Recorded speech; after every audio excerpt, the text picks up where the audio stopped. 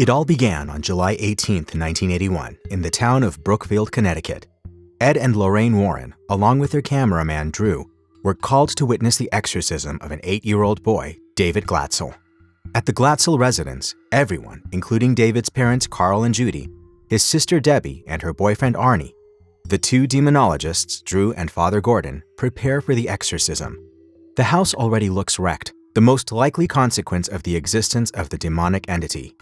Broken chandeliers, clawed-out wallpaper, and pieces of glass litter the whole expanse of rooms. Ed, taking pity at the exhausted little boy, asks him to take a nap. Arnie offers to carry David to his room upstairs, and both of them share a warm moment together. Arnie reassures the boy that he won't let anything happen to him. David, however, had no idea the lengths Arnie would go to protect him. Some time has passed when David jolts awake from his sleep after he hears pounding noises on his door. Terrified, he runs towards the bathroom and hides behind the shower curtains as the doorknob starts crackling, as if someone was trying to force themselves in. Suddenly, there is silence. It stretches long, but David senses that someone else is in the room. Alas, as soon as he looks upward, a blackened hand has crept over the curtain rod. The faucet makes a creaking noise as it turns, and what pours out of the shower head isn't water, but streams of blood. Hearing his son's screams, Carl enters the bathroom and finds David standing near the cabinet as if nothing has happened. In the blink of an eye, however, David is upon his father, stabbing him in the thigh with a war cry. Just as he is about to attack Carl again, Ed holds David up and almost commands Father Gordon to start the exorcism right here, right now. He lays the boy on the living room table, holding him down, and the priest begins the process. The boy's body begins to contort unnaturally, while Lorraine starts to see flashes of demonic rituals. Again, everything is quiet before plates start flying out of the cupboard, one managing to hit Father Gordon in the head. Of course, the ritual hasn't been completed, and the demon possessing David attacks Ed, attempting to take his heart. Not knowing how to help, Arnie throws himself in front of David and offers himself to the demon in return for David's safety. The exorcism of David was a success, but it sent Ed into a coma. Months of torment for the little boy had ended, but for Arnie Johnson, it was just the beginning. A few months later, Debbie and Arnie are living and working with Bruno Saul, the lively owner of a local dog kennel. Meanwhile, at the hospital, Ed lies unconscious and Lorraine reminisces about the time they first met. When he gasps awake, he commands his wife to warn the Glatzels, for the demon has got Arnie. Lorraine calls the police, warning them about an impending tragedy. At the kennel, Debbie and Bruno are having a good time dancing, but Arnie's condition is worsening. His hallucinations have gotten wilder. Sweat is pouring down his face and he is gasping for air like he is underwater. In a moment of numbness, he sees the landlord as a demonic creature who is coming to kill him. Panicked, he takes out his knife and mercilessly stabs Bruno 22 times, killing him on the spot. Later, Arnie is caught by the police while he is stumbling across the sidewalk, covered in the victim's blood. In the interrogation room, Lorraine and Ed deduce that Arnie is not possessed by any entity at present because he is able to read the Bible without stumbling over his words. Debbie, however, comes to the defense of her boyfriend, stating that she was there and whoever killed Bruno wasn't Arnie. The two demonologists try to convince Arnie's lawyer about the possession by showing her all their past discoveries, specifically Annabelle. But the question is, how are they going to prove Arnie's innocence in the court? The scene changes and we enter the courtroom. Arnie's lawyer pleads not guilty by reason of demonic possession. Soon after, Ed and Lorraine begin collecting evidence for the case, going back to the onset of David's possession, where it all began. 5 months before the exorcism, the Glatzels had recently moved into their new home. Wandering about, David had found a waterbed in a childlike glee, not realizing that that would be the place where the demon would take over. A hand had ripped open the bed's fabric, water spurted out, and David was left drenched, shivering and frightened. Back in the present, Ed finds rotting wood where the bed was supposed to be, and that damage was certainly not caused by the water. Lorraine then decides to go into the basement, right under the rotting floor. There, she finds a legion of rats, and amidst them stood a witch's totem, used by Satanists in their rituals. The Warrens believe that David was cursed, and during the exorcism, that curse passed on to Arnie. Convinced that this was all the work of a cult, the Warrens enlist the help of Drew. Pictures of the totem are to be sent to all the local police stations for any information. Also, at Father Gordon's suggestion, the Warrens decide to visit a former priest named Kastner, who was popular for studying a cult called the Disciples of the Ram. Kastner leads them to his basement, educating them about the intricacies of how curses and totems work. He then goes on to warn the two that Arnie is headed to the death chamber, and it will take all of their abilities to save him. We catch a glimpse of an unknown woman, the same one that was haunting Arnie, beginning another satanic ritual, only to cut back to Arnie doing his duties in jail. That night, Arnie discovers that the demon is back to taunt him as he starts seeing and hearing strange things, such as the patient at the psych ward humming the same song that played when Bruno was killed. At the Warrens, Ed gets a call from Drew, who has found a lead from a homicide detective who saw a similar totem at Danvers, Massachusetts. When they meet, the detective Clay tells them about two girls, Katie and Jessica, who disappeared about 4 months ago.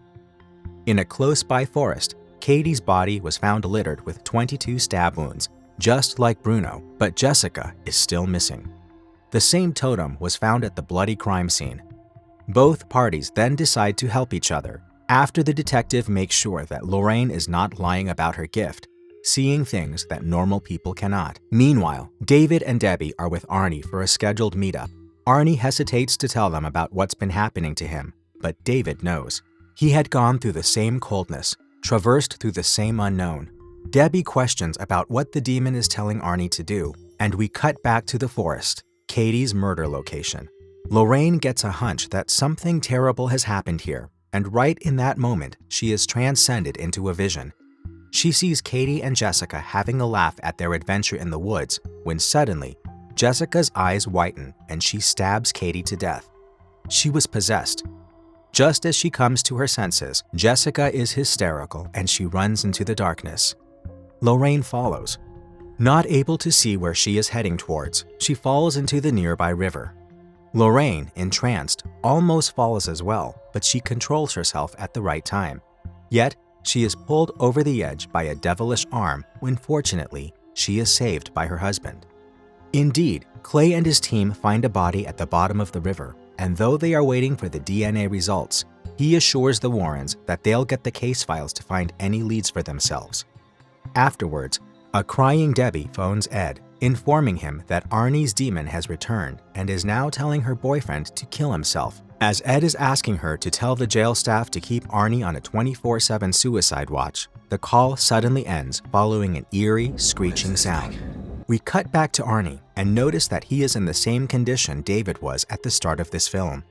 He's petrified and shaking when Father Newman arrives to hand him a vial of holy water. As soon as he starts seeing the visions again, he sits at the center of the cell and pours the holy water around himself in a circle, hoping for protection. Another change. The Warrens have broken into the funeral home to look for Jessica's corpse to see if the connection to Lorraine might still be open. When they find the body, Lorraine holds her hand, entering the connection. She finds herself in a dark basement and sees some stairs, an altar, black candles, and a woman, the same one who Arnie used to see. The witch. She's trying to get him again. She's desperate to complete the curse. She has Arnie. She makes Arnie break the bottle of holy water, and just as she's about to have him slash his own wrists, Lorraine interferes to her own shock, ending the witch's connection to Arnie. However, what Lorraine hasn't realized is that the connection works both ways. Back at the funeral home, Ed is begging her to let go of Jessica's hand when the lights go off out of the blue. Ed steps away to check what's going on and is horrified to find a giant dead woman standing up, with the same bleary eyes glaring at Lorraine. Just as she is about to attack his wife, Ed rushes and pulls Lorraine's hand away, breaking the connection. The witch now knows who they are, though. Returning home, the Warrens meet Drew and Debbie, who tell them that Arnie is now kept sedated at the prison. Drew shows them a Renaissance book that was used to practice witchcraft. They gather that a curse can be broken when its altar is destroyed. They even connect the two cases. The cultist had their victims possessed to have them commit murder after murder before killing themselves. This conversation is halted when Ed collapses onto the ground, unconscious.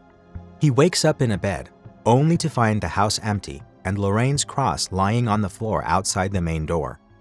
He encounters the witch, who taunts him about not giving up before disappearing.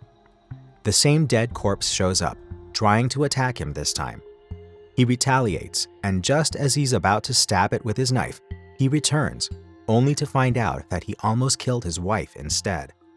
There it is, the moment of realization. The witch had planted something to invade their house. Frantic, Ed looks at dead, blackened flowers lying on the table, only to discover a totem in the vase. Drew and Ed use the case files and the clues in Lorraine's vision, the muffled train sounds and the sound of water, to figure out the location of the witch's altar. They discover that Jessica got her totem at her school, Fairfield University, and are quick to realize that the witch is located close to that area. Distressed, Ed takes his car keys and leaves, sensing that danger is near. Lorraine goes to seek Father Krastner's aid when she is faced with a shocking truth. The witch is actually the priest's daughter, Isla, and he knew about it all along. And if this wasn't hurtful enough, he tells her that the curse needs 3 victims. One of them is Ed himself, for the witch placed a totem in his office. The creaking of wood tells Lorraine that she, Isla, is here. Krastner hands her a flashlight and opens the door to the altar, signaling Lorraine to destroy it. He realizes that he has failed to bring up his daughter, for his obsession with witchcraft was passed on to her. To claim some redemption, he prays to God to forgive him, just as Isla steps up behind him, slitting his throat. We get a peek at Arnie as he wakes up, warning Debbie and Father Newman that she is close, that Isla is about to complete her curse. Cutting back, Lorraine finds the altar but is unable to wreck it. Meanwhile, Ed arrives at Krastner's house and hears Lorraine scream from under the ground. He is determined to break open the entrance as Isla holds his wife at knife point, but she escapes her grasp. Ed enters the tunnel soon after, but Isla gets to him first. He goes into a fit of rage as the witch uses a power to possess him. Isla is preparing for the final finish. At the prison, police arrive in a flurry when Arnie loses control over his own body, contorting in unnatural ways. Lights go off, the windows shatter, and the storm begins. We cut back and forth between Arnie and Ed as both are losing control over themselves while their partners are dead set on saving them. Debbie holds Arnie's arm as he brings the shard of glass to his neck, while Lorraine begs Ed to remember who he was and the times they spent together. Their love is their strength, not a weakness as Isla seems to think. The spell breaks. Ed remembers the moment he first saw Lorraine 30 years ago and swings the hammer in his hands. Not on Lorraine, on the altar. It is done. Arnie regains his mind and collapses onto the floor, sobbing in relief, cradled in his partner's arms. It is over. Isla, still in denial, points a piece of glass at Ed, but is reminded that her curse was broken. This time, it is her body that twists, and it is her that slashes her own throat, ironically dying the same way she killed her father. At last, police sirens blare in the distance as the Warrens crawl out of the dreaded tunnel. Another item is added to the Warren Museum, the witch's altar chalice. Next, Arnie, instead of being given the death penalty that he was predicted to get at the start of the film, is charged with manslaughter. He spent 5 years in prison, marrying Debbie while he was there. The film ends with Ed and Lorraine, a little older, as Ed surprises his wife by bringing her to a gazebo, just like the one they had on their first date under.